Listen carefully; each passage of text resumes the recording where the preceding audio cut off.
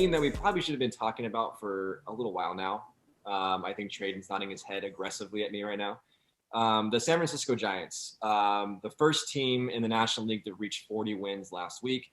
I Traden in the very early days of this year, back in February, when we were doing these team previews and we're predicting which teams would make the playoffs or not, you were the only one on the podcast and one of probably a very few amount of people who actually picked the Giants to make the postseason. We all thought you were crazy.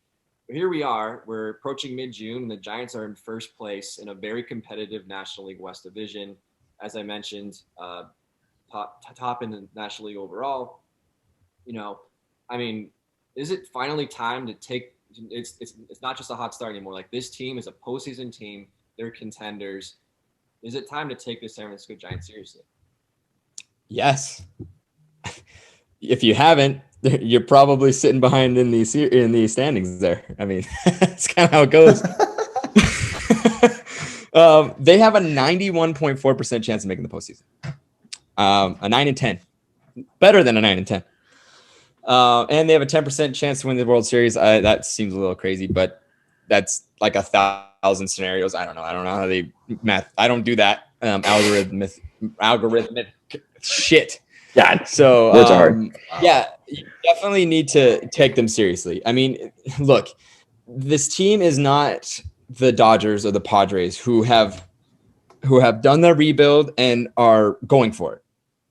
They're actually probably 1 or 2 years away from actually going for it, which actually puts them in a scary position, because if they're leading, the NL, and in some cases they were actually leading baseball for like a week or something. It wasn't very long, but they were. They're third right now, in case anybody gave a shit. And they're in a position where they're going to gain a lot of experience, and they're going to go to the playoffs, and they're going to gain the experience they need. And the reason why that they actually have a chance to win the West, and this is crazy. I understand, but their rotation is doing very, very well. I look at, rather relative to what we expected. Kevin Gausman is is playing absolutely amazing. He has a 1.43 ERA, 7 wins, and at 30 years old, he's throwing very, very well. And the entire rotation is actually playing quite well with it. I believe it's a little over an average 3. It'll actually be a little bit more, but a little over a 3 ERA, which is actually quite solid for a rotation. A rotation that we had no idea whether they would be good or not. As far as I remember, you saying you didn't know what you were going to get in the pitching side. Gausman has even played better than he played last year, and he was actually the National League Pitcher of the Month for the month of May.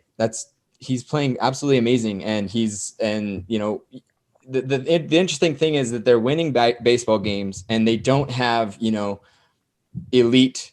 What do you call them? What do you call them? When you call your starter the ace, you don't have that many aces. Like they're not like household names. Maybe Gausman is, but no. Behind that, I actually didn't really know very many of these guys, and they're playing very well to keep this baseball team in contention. Second, let's look at the old guys on the other side. You got Buster Posey and Brandon Crawford, who are actually playing quite amazing for what we expected. These guys are 33 and 34 years old. Buster Posey, we didn't know what we would get. He's been kind of injured.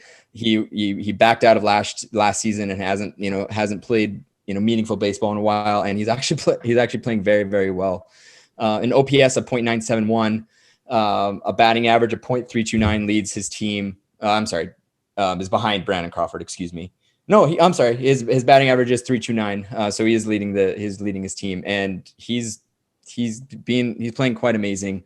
And then Brandon Crawford is actually playing quite well as well. I think he just, for the shortstop position for the Giants, he just played the most games in franchise history.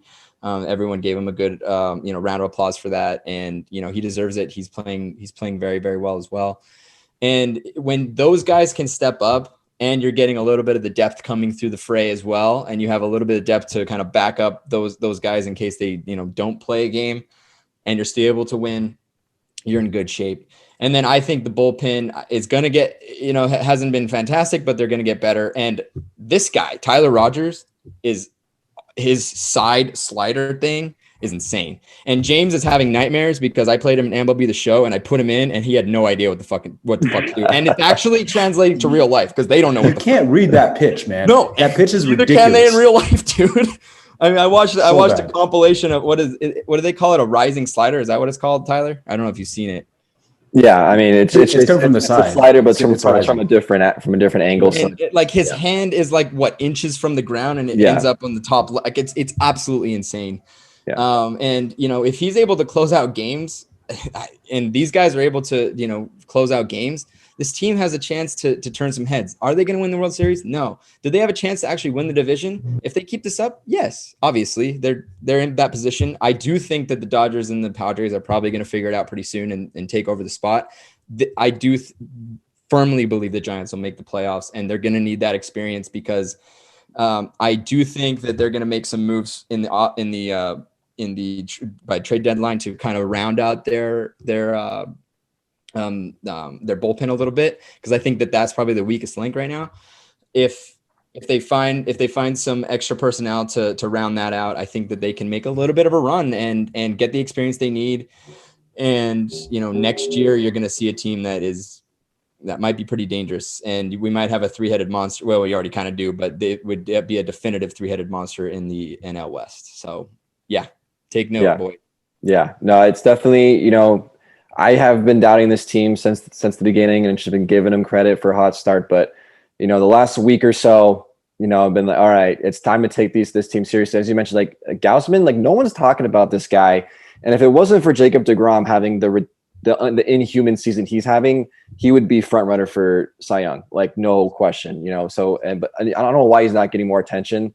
That dude is playing like a true ace right now. I think, other than deGrom, the best pitcher in the National League. And as you mentioned, those veteran guys, Crawford and Posey, having great seasons, kind of bouncing back from a few lackluster years there. So they've kind of regained their youth. And as Giants fans love to mention, this is an odd year.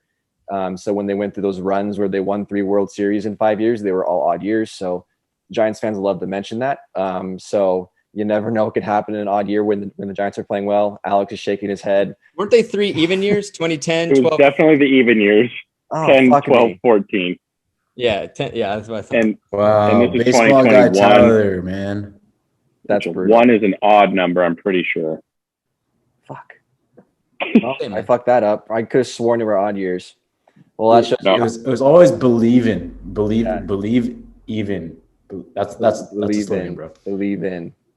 Well, never mind about that argument. Anyway, but it's funny that you bring them up this week when actually this is actually their shittiest week of like recent weeks.